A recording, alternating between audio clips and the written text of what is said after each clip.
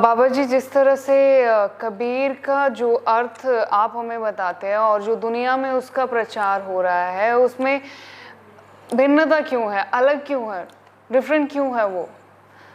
देखो, कबीर जो है ना, पहले वो कबीर स्वामी रामानंद का चेला है जी। और वो माला फेरता है। वो सनातन धर्म जो है वो है, उसका धारणी है।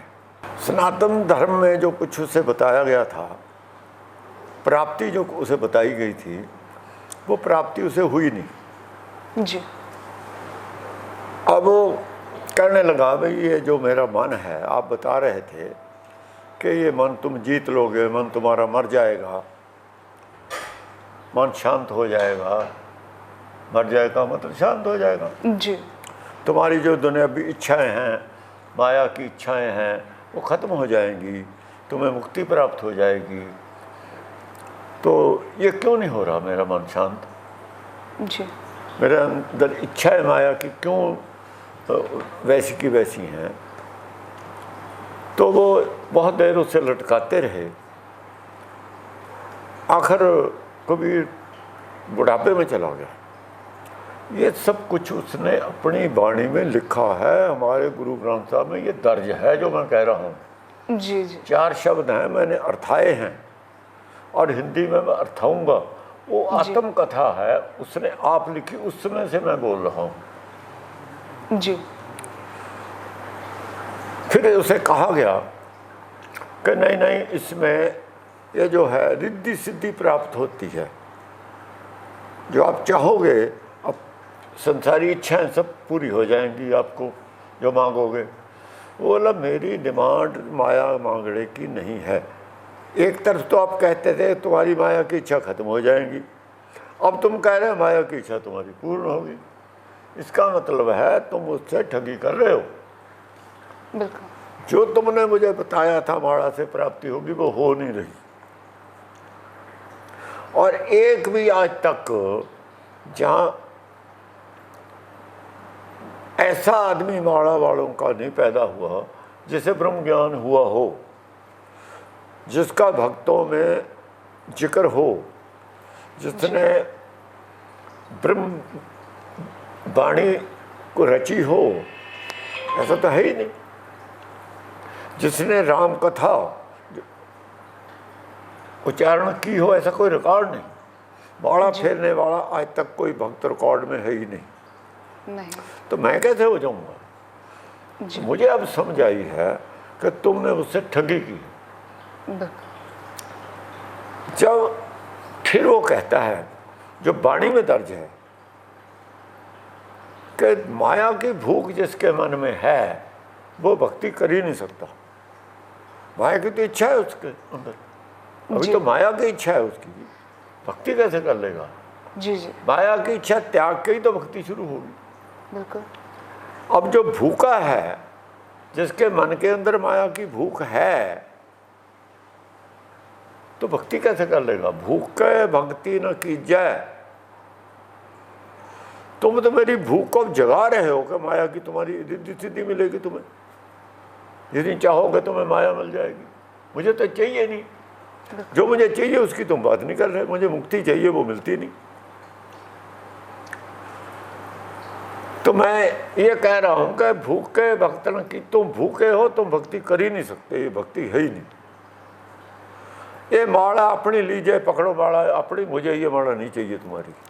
लेकिन इसके अर्थ भी उन्होंने बदल दिए जी, कि पेट का भूखा भक्ति नहीं कर सकता। पेट का तो भूखा होता ही नहीं, भूख मन में होती है। जी, मन में होती है। पेट की भूख नहीं होती, पेट में लोड होती है, जरूरत होती है।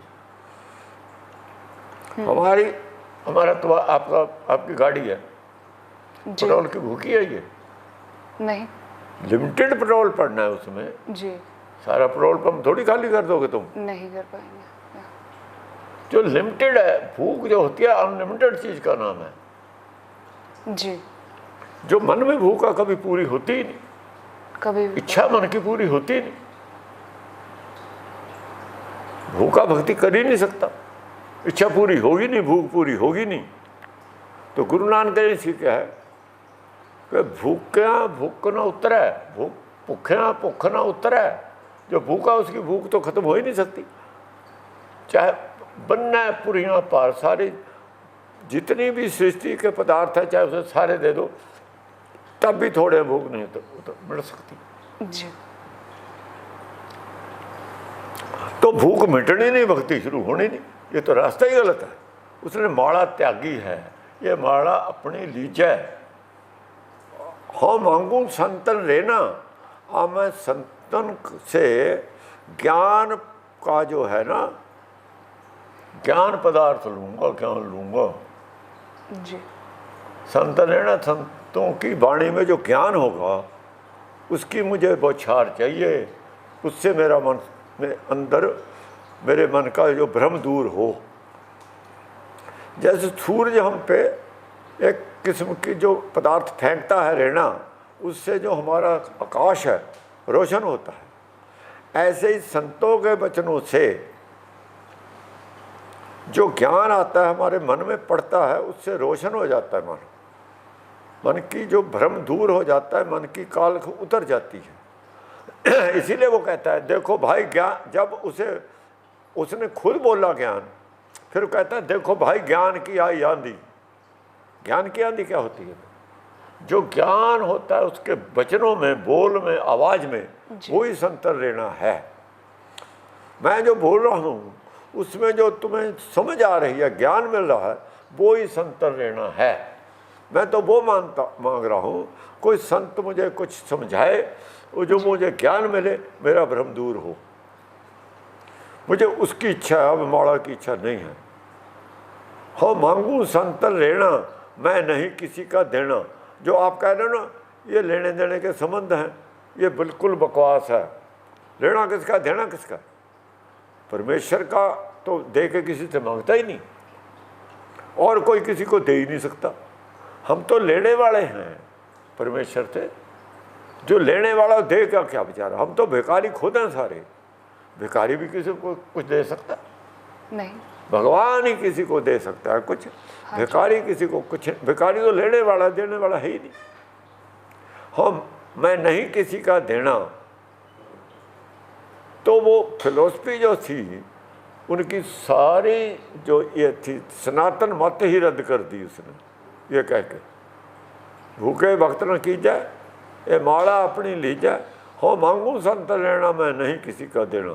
देने लेने के संबंध है, तब जन्म हुआ, ये बात ही गलत है, नकार दी उसने। इस बात का प्रचार नहीं कर रहे जी। वो सनातन मत का प्रचार कर रहे हैं।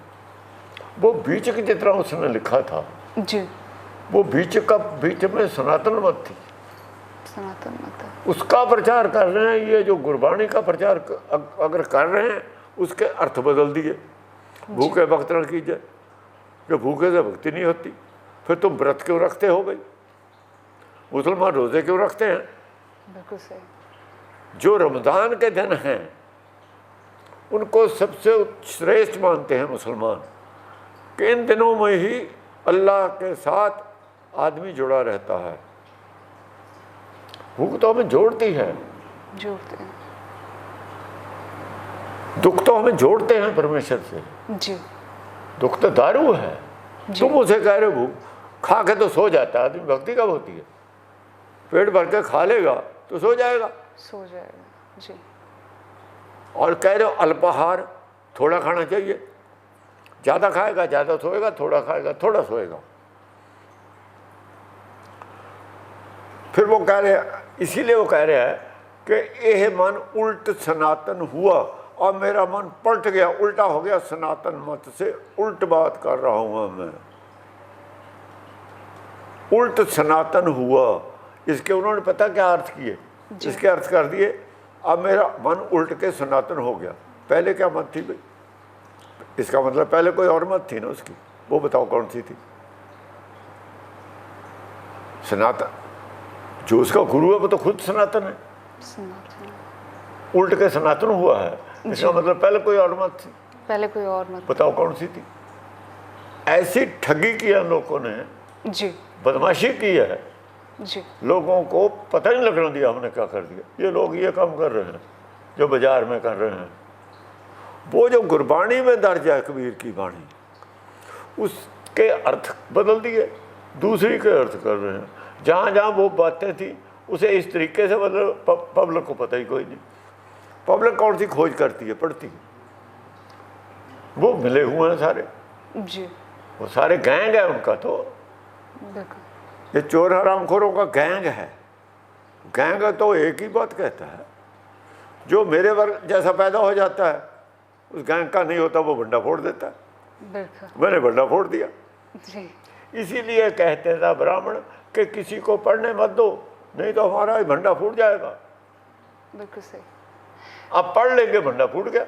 जी, भंडा फूटने लगा, अब दुनिया पढ़ लेगी दूसरी।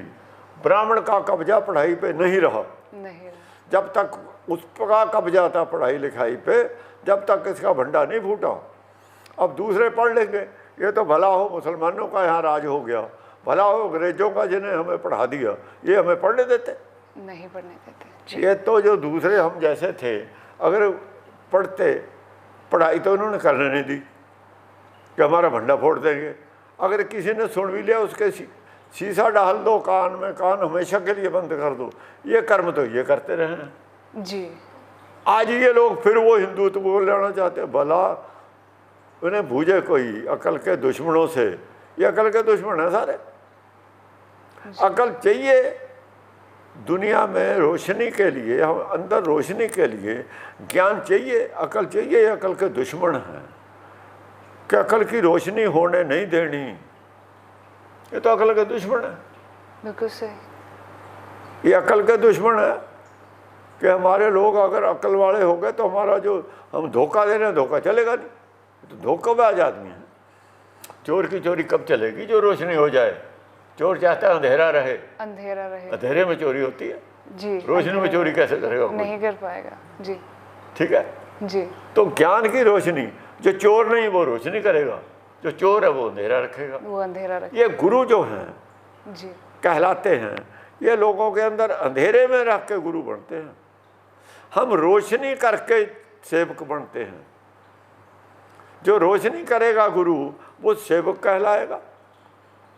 जी, वो सेवक है। नानक सेवक है, दास है। कबीर दास है, गुरु नहीं है कबीर। जी, दास कबीर चढ़े तो गढ़ ऊपर। नानक दासन दासा है।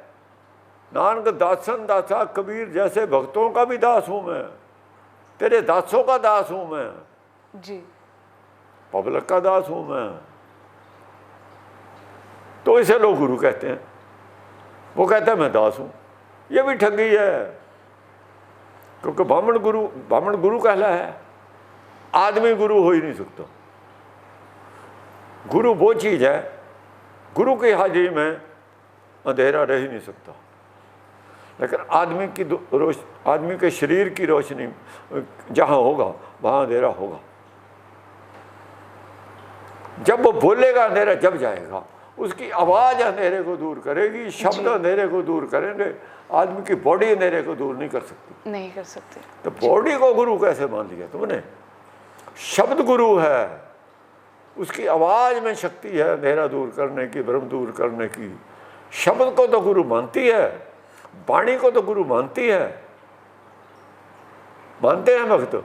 लेकिन शरीर के लेवल पे गुरु नहीं है। वो संसार शरीर के लेवल पे, हिंदू मत शरीर के लेवल पे गुरु मानते हैं। रामचंद्र आत्मा के लेवल तो भगवान है, भाग्यवान है। कोई राजा जो है, राजा भगवान होता है ना। जी, राजा। भगवान का मतलब भाग्यवान। परमेश्वर नहीं होता भगवान। भाग्यवान, भाग्यशाली। राजा बनना भाग्यशाली है। जी, भगवान का मतलब महज भाग्यशाली है, कुछ नहीं इससे ज्यादा। वहां लिखा है कि उस निंदा जाए से जो ऊपर उठ गया सो मूर्त भगवान। कोई भी हो, भगवान की मूर्त है, भाग्यवान है। उसने अपना जो काम करने आया था वो पूरा कर लिया। पूरा कर लिया। जो हम कहते हैं कि भाई ये बच्चा है, ये फर्स्ट डिवीजन में पास हो गया, भाग्यवान है। जी, अच्छे नंबर लेके पास हो गया, टॉप लेके पास हो गया, भाग्यशाली है। जी, हर क्लास में पूरे नंबर लेके पास होता है, टॉप पे जाता है, भाग्यशाली है। ऐसे ही हम जो अपने जीवन में करने आए, जो काम हमने कुशलता से कर लिया, भाग्यशाली। भगवान का मतलब भाग्यशाली से ज़्यादा कुछ भी नहीं। इन्होंने इसके अर्थ परमेश्वर बना दिए। ब्रह्म यहाँ है, भगवान तो हम ही मानते हैं। भगवान तो जो आके अपना काम सही करता है, ईमानदारी इकट्ठी करता है, अपने ईमानदार 100% बनता है, वो भाग्यशाली है, भगवान है जी। तो ये लोगों ने, इन लोगों ने जो इनका प्रचार था मूर्ति पूजा, जो आदमी शरीर के तल पे अपने आप को गुरु कहाएगा वो ही तो मूर्ति पूजा करवाएगा। जी बिल्कुल। जब शरीर के तल पे जो जिंदा है वो मूर्ति पूजा करेगा, जो आत्मा के लेवल पे जिंदा है वो मूर्ति पूजा कर ही नहीं सकता। आत्मा का रिश्ता है उसका, आत्मा इनविजिबल है। आत्मा जो आत्मा थी रामचंद्र की, उसकी मूर्ति बनाओ, हम भी मानेंगे उसे, चलो बनाओ। नहीं बना सकते। आत्मा की मूर्ति बना लो, हम भी पूजा कर लेंगे, बनाओ तो सही कोई। ये धोखा है सिर्फ। ये शरीर तो कपड़ा है, उसने धारण किया। भाई एक ये तो चोड़ा है जी, ऐसे तो चोड़े बदलता रहता है, बदलते रहते हैं। इस चोड़े की पूजा कर रहे हो, जो चोड़े में रहता है उसकी पूजा करो, उसकी बात करो। उसकी बात छोड़ दी, शरीर की बात कर रहे हैं। धोखा नहीं तो और क्या है। तो जो कबीर की बात थी, कबीर आत्मा के लेवल की बात कर रहे हैं जी। आत्मदर्शी है, आत्मा समझाया आत्मा क्या होती है वो बात कर रहे हैं। लोग शरीर की बात कर रहे हैं जी, पंडित शरीर की बात कर रहे हैं जी। चरण जो होते हैं, चरण जो अंदर का शरीर है निराकारी, उसके जो हमारी टांग हिलती है, पाँव हिलता है, जो शक्ति इसमें है हिलाती है, वो चरण है। वो चरण जो हिलता है, वो जो दिखाई देता है वो पैर है। जैसे हम ग्लव पहन लें, दस्ताना पहन लें हाथ पे, दस्ताना नजर आता है, हाथ तो नहीं नजर आता, नहीं आता। अंदर से उंगली हिलेगी, ऊपर का भी हिलेगा। जी, दरअसल अंदर हिलता है, अंदर रहता है। उंगली हिलती है। उंगली को कौन हराता है वो अलग बात है, जी, वो उससे आगे की बात है। उससे आगे की बात है। जी, हैंड ग्लव जो हमारा कपड़ा हिलेगा, अगर उसको निकाल के रखना फिर हिलेगा? नहीं, फिर नहीं हिल फिर नहीं ना हिलता। ऐसे शरीर से जब उसे बाहर निकालते हैं तो पाँव हिलेगा ही है? नहीं, नहीं हिल पाएगा। तो चरण वो है जो इसे हिलाने वाली चीज है, जी, कर वो है जो हाथ की उंगली को हिलाने वाली चीज है, जी, शक्ति है वो, जी, उसे हिलता है। लेकिन चरण और हाथ का अंतर मिटा दिया इन्होंने। जी, पैर और चरण का अंतर मिटा दिया। आंख नहीं देखती, आंख तो निकाल के रख देते हैं, फिर देखती है वो? जब दूसरे के डाल देते हैं फिर देखती है। फिर आंख देखती है, कुछ देखने वाला और है, कान सुनते हैं, सुनने वाला और है। जी, और सुनने वाले की बात छोड़ दी, देखने वाले की बात छोड़ दी, जी, बोलने वाले की बात छोड़ दी। बिल्कुल सही। ये जो जंतर है ना, जंतर इंस्ट्रूमेंट शरीर, इसकी बात रख ली। ये है सनातन मत मूर्ति पूजा वालों का।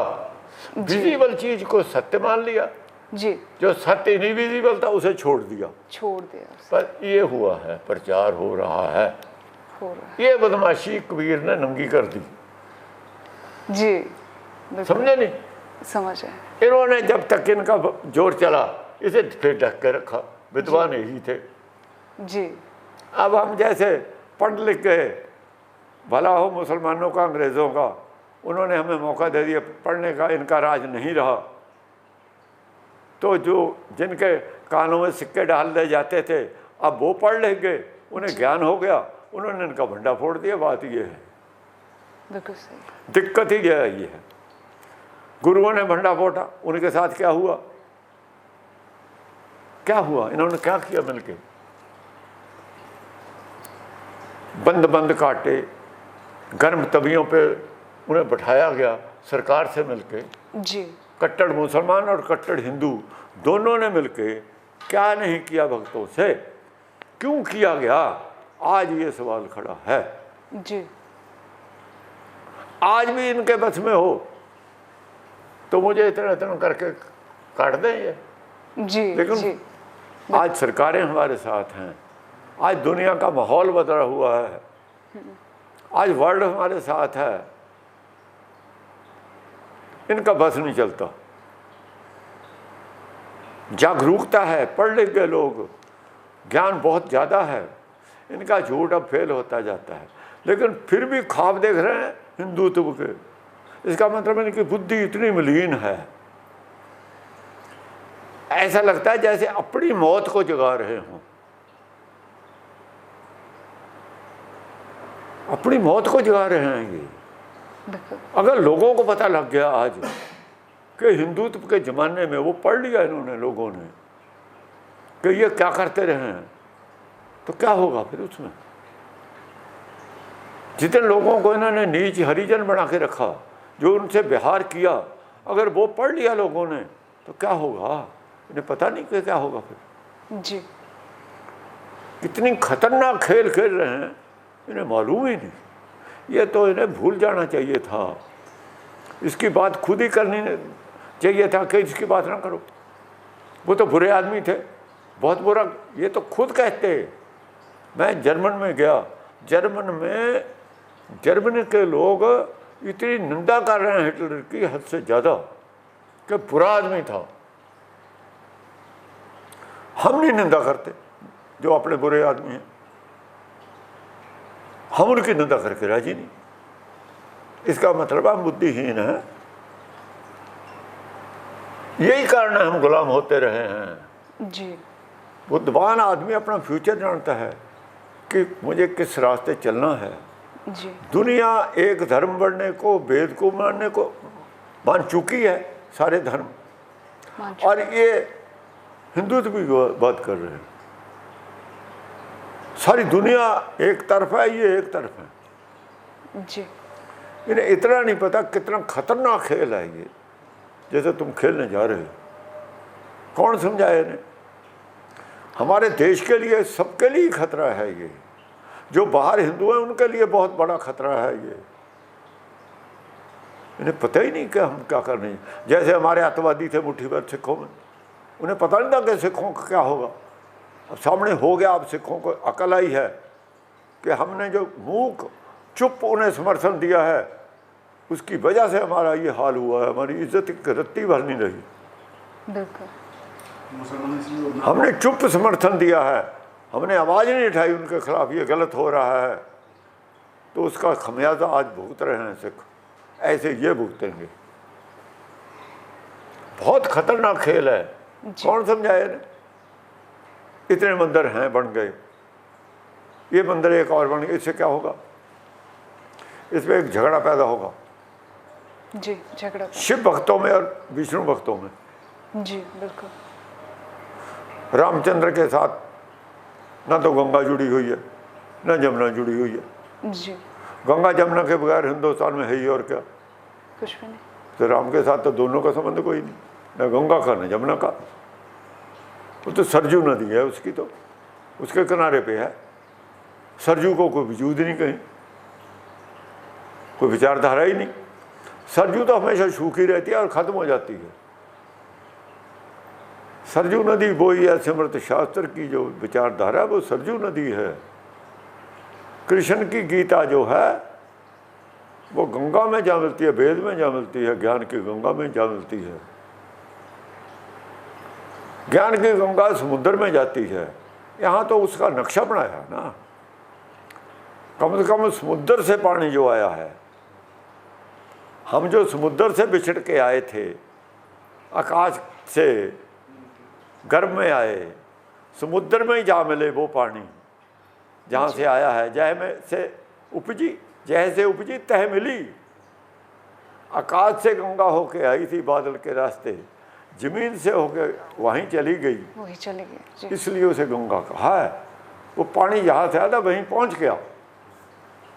जहाँ से हम आए हैं बिछड़ के वहीं पहुँच जाएं, वो विचारधारा गंगा विचारधारा है, गुरमत विचारधारा ही गंगा है, ज्ञान की गंगा है। लेकिन ये पानी की गंगा, पानी की गंगा तो प्रमाण है। यहाँ और क्या देते प्रमाण, वो तो प्रमाण के तौर पे नक्शा दिखाया है